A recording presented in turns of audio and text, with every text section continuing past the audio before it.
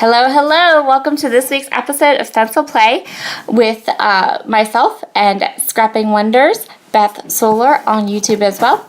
This is the stencil that I'm going to be using today. It is the Heart Border Large Stencils from Dylusions. It comes with 4 different border stencils.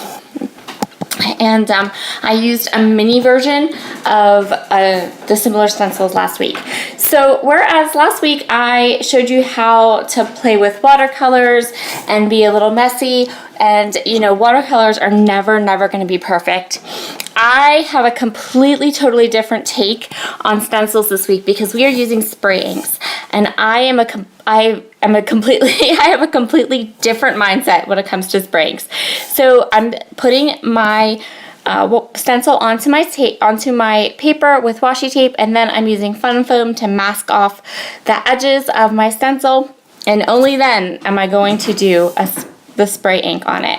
So this is that white fun foam that I use to back embellishments and photos. I buy it in big huge sheets from Amazon.com.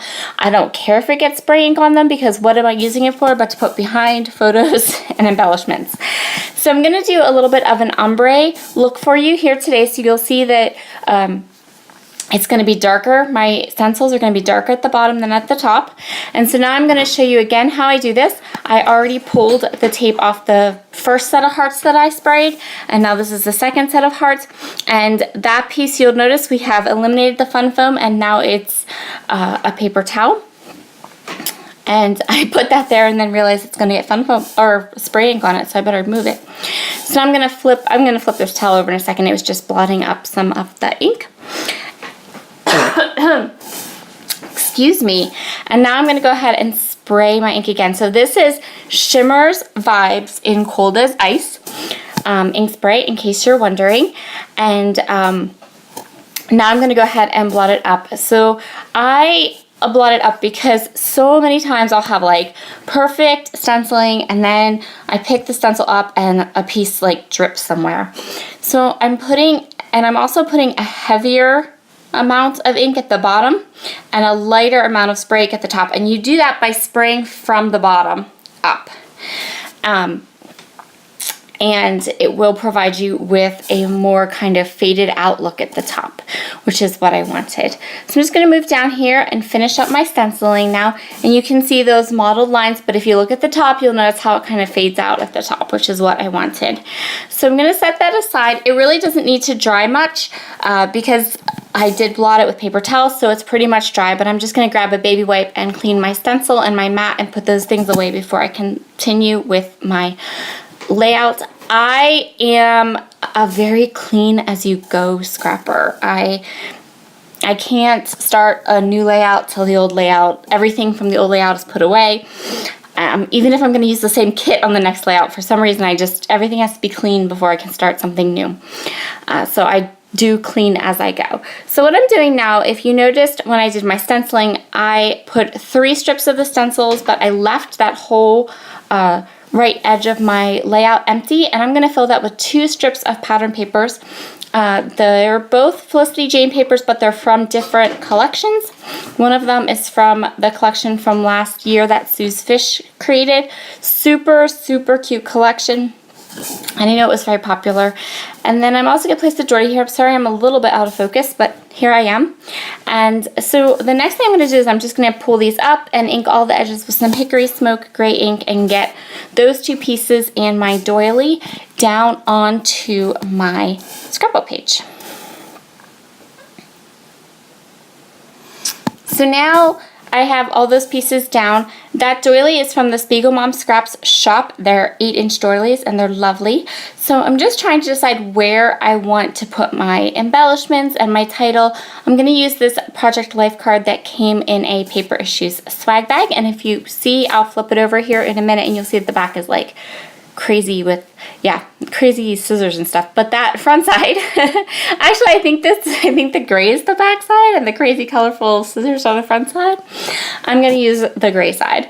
And now you can see here I'm taking some of that fun foam that I used to catch the extra spray off from my spray ink, and I'm using it to back my photo. So it worked out very well. So the next thing I'm going to do now is I'm going to work on that frame. I'm just going to get my photo here on the page, and I use Scotch Quick Dry adhesive to keep the foam underneath my photo in place. So that chipboard frame is from Heidi Swap, and I'm going to back it with some of the gray paper that I used in one of my borders, and I'm going to use that as a place for some embellishments, and then that 3x4 card, I'm going to use that as the place for my title. So I'm just using, again, some of that quick dry adhesive glue and attaching it to the frame. And so now we're going to fast forward here just a little bit ahead, because I did put my title down. I used the Fuffy, how about that for a word? Maybe fluffy, but not fuffy. I used the puffy stickers from that Seuss Fish Felicity Jane kit, and I used it to add my title, which is oh so original, and my title is 7 months old and the date that the photo was taken. That little cloud embellishment acrylic piece I'm putting down now is from Freckled Fawn, and now I'm taking tons of these puffy stickers from that collection from Seuss Fish. Originally, I was only going to use 1 or 2 of them, but, and this is a good hint, if you have these stickers and you're kind of hoarding that collection, or, you know, collecting it so you can push on them and feel them and look at them. Trust me, I totally get that. My puffy stickers have started to adhere themselves to the packaging. So when I did the first one, they were really hard to pull off, and I realized that they were adhering to the packaging, which made me think that I better get them all on a layout really quick. So I grabbed a bunch of them for this layout, and then I'm going to try my best to use the rest of those puffy stickers up throughout this month, because again, they started adhering themselves to the backing that they're attached to, and I really had to pull. I was really scared I was going to rip them.